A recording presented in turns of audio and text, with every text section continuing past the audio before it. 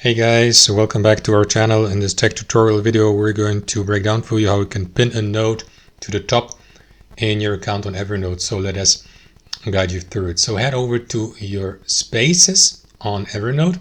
Let me go with this one here, and you will see your listed items below, including your notes.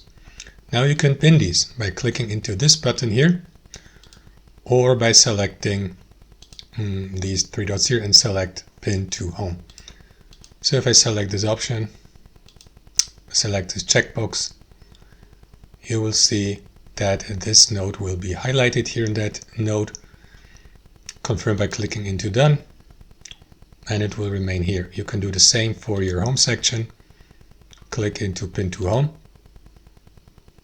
and the note has been pinned to the home section. There you go. And that's it, guys.